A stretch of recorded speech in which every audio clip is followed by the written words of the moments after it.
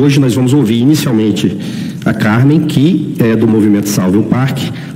Vamos lá, vamos ouvir a Carmen, que vai fazer a introdução em relação ao assunto, para nivelar as informações, e logo depois a gente ouve o SESC e passamos a todos aqui da mesa. Boa tarde a todos. Vocês vão poder ver aqui no telão um vídeo que nós fizemos com drone, sobrevoando a área do Parque Temático Augusto Ruski, para vocês terem uma ideia do que é aquela área verde no centro, no meio da cidade.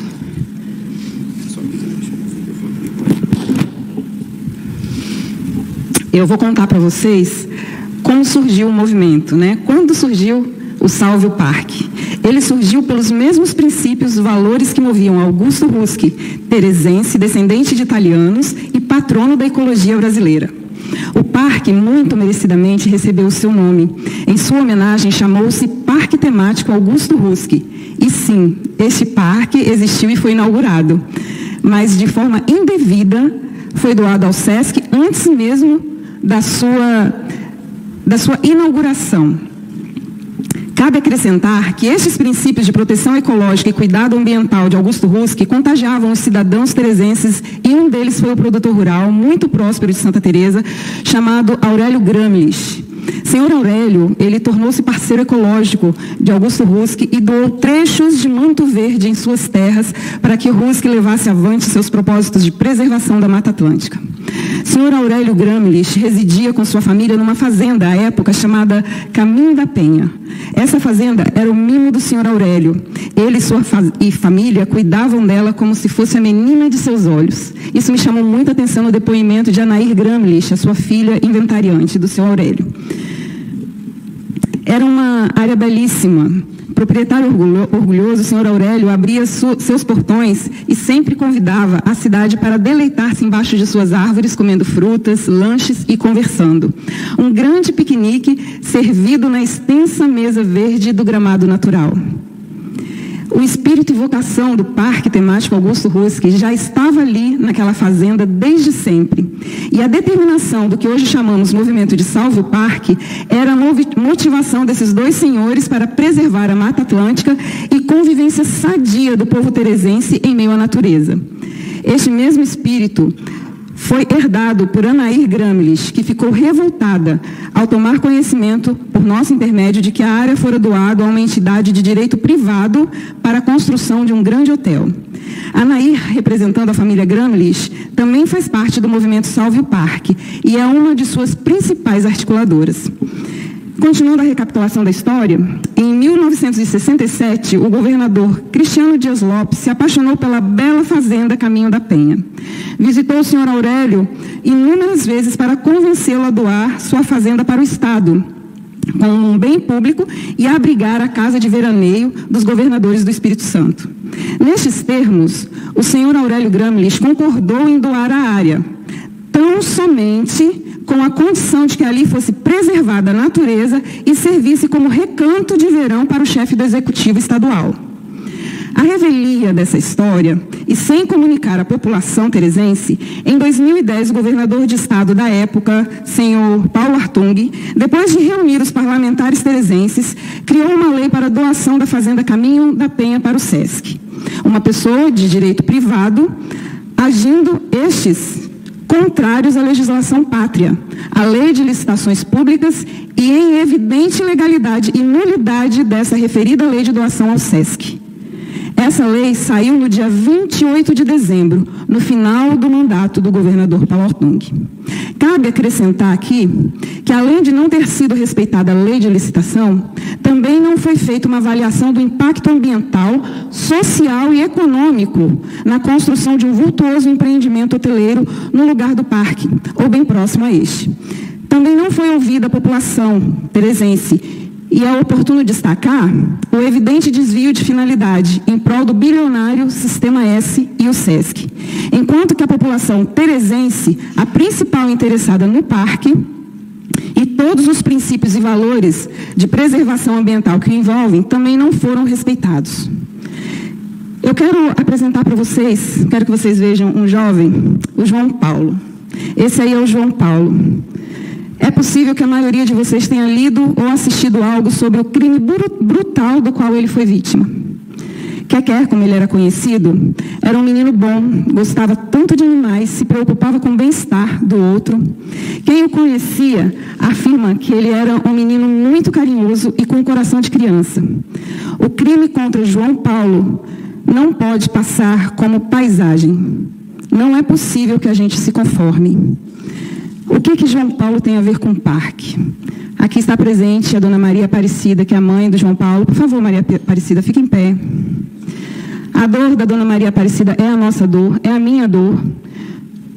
Desde o início do movimento do Salve o Parque... Obrigada, dona Maria Aparecida. Pode se sentar.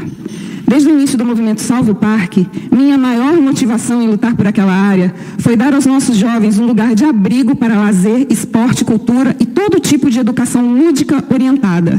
Um lugar que os abrigasse e transmitisse a eles o sentido de acolhimento, nosso carinho e cuidado.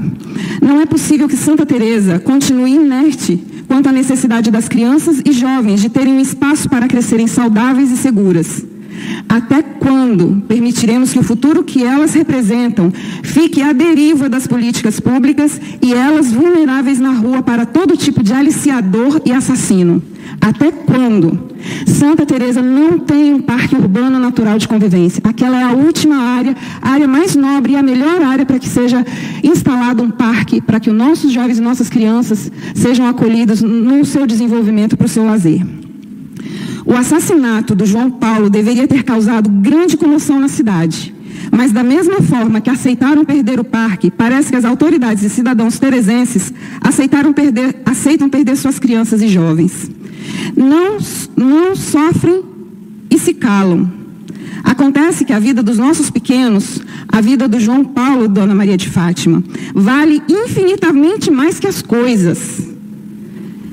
Vale infinitamente mais do que qualquer empreendimento, em nome de um desenvolvimento nefasto. Dói demais saber que este crime brutal poderia ter sido evitado. O desenvolvimento do município não pode ser pensado em detrimento de outros valores muito mais importantes, como é a vida e a saúde de nosso povo. Parque é saúde, não é só lazer, não é só divertimento. Parque é saúde. O SESC afirma em sua missão, conforme se lê, promover ações socioeducativas que contribuam para o bem-estar social e qualidade de vida dos trabalhadores do comércio de bens, serviços e turismo, de seus familiares e da comunidade para uma sociedade justa e democrática. Então vamos lá, vamos ver se isso é verdade. O processo de doação do SESC não foi democrático, longe de ter sido democrático, não foi transparente e, acima de tudo, foi injusto. Injusto com a população. Eu não diria só a população de Santa Teresa, mas de todo o estado capixaba, que visita aquelas terras e que ama aquelas terras. Para nós, uma sociedade mais justa seria o SESC não ter benefícios como receber verba pública para custear seus empreendimentos, não ser isento de recolher impostos como os demais hotéis e restaurantes são obrigados, não ser um peso aos cofres públicos de uma cidade tão pequena como Santa Teresa, e não tomar do povo um bem comum que deveria servir as famílias capixabas com lazer gratuito. Não é nada justo uma entidade bilionária ter tantos benefícios e ainda ganhar de forma, no mínimo suspeita, um parque que era do povo. O senhor Aurélio Gramlich era tio bisavô de João Paulo. João Paulo Gramlich, assassinado semana passada. Com certeza, se sua doação ao Estado do Espírito Santo for respeitada, e aquele ali for um lugar comum, um bem público, jovens como seu sobrinho João Paulo terão muito mais chances de crescerem saudáveis. Senhor Aurélio Gramlich doou 100 mil metros quadrados para a comunidade capixaba com a condicionante de que a área fosse um bem público e ali fosse preservada a sua natureza. Ele não doou para uma instituição de direito privado. Jamais Paulo Hartung poderia ter traído os capixabas neste negócio. O que Paulo Hartung fez foi tirar de nossa cidade o lugar de lazer de nossas famílias. Sabem, eu vou abrir um parênteses aqui no que eu escrevi. Santa Teresa é uma cidade bem dividida. O seu povo tem pouca interação e eu acho que isso acontece porque lhes falta um parque de convivência, onde eles possam fazer um piquenique, possam comemorar um aniversário, possam levar suas crianças para brincar e ficar batendo papo. O que Paulo Hartung fez foi tirar de nossa cidade o lugar de lazer de nossas famílias. Ele agiu como um pai egoísta e sem noção, que doa o quintal de sua casa com suas árvores para uma empresa arrancar e construir uma loja para ganhar dinheiro sozinha. Essa é a comparação que eu posso fazer. Ele tirou do povo de Santa Teresa o seu quintal de lazer, de praticar esporte, de sentar embaixo de uma árvore e conversar. Ele agiu como um pai egoísta sem noção, que doou o quintal de sua casa com suas árvores para uma empresa arrancar e construir uma loja para ganhar dinheiro sozinha. E deixa seus filhos sem lugar para tomar sol, brincarem e conviverem em meio à natureza. SESC, respeite a memória do senhor Aurélio e o desejo de sua família. Respeite a opinião do povo teresense e do povo capixaba. SESC, faça justiça e devolva o Parque Temático Augusto Rusque para o povo capixaba por direito e por dever. Peço aos parlamentares desta casa que instaurem uma CPI ou algo que o valha para elucidar este processo duvidoso e leonino, porque só beneficia o SESC, que resultou na doação do Parque Temático Augusto Rusque ao SESC. Eu gostaria de pedir aos senhores poucos instantes de silêncio em memória do João Paulo e que a gente possa refletir até a próxima fala. Quão importante é a gente não deixar nossas crianças e nossos jovens vulneráveis na rua e terem um lugar de abrigo e de acolhimento.